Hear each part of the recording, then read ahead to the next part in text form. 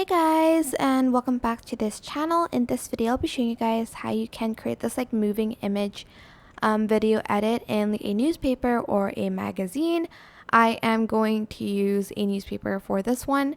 Of course you can use anything you want, even like a page of a book for this. And I am just going to put it on top, go to mask, and I'm going to select the rectangle.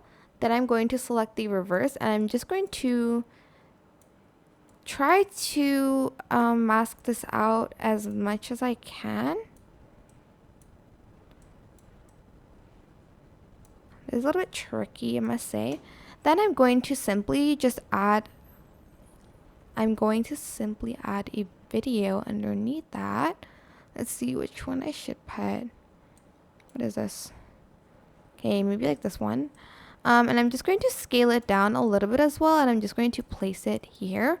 The kind of tone already is great for the newspaper because it's a little bit dim, but if your, I guess, video is a little bit brighter, you can kind of adjust it with like the newspaper. Let me just do that one. And as you can see, it's a little bit too bright for this newspaper. So what I'm going to do is I'm just going to go to adjustments, and I'm going to scroll down, and I'm going to adjust the saturation and turn it down a little bit. And I'm just going to also turn down the brightness as well as the contrast, so it looks a little bit more realistic, but I quite like the other one a little bit better.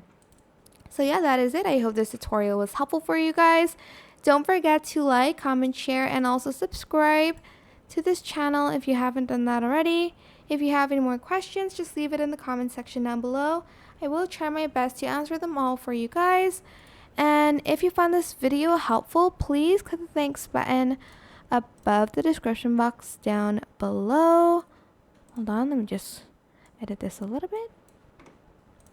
There we go. Thank you so much for watching. Bye.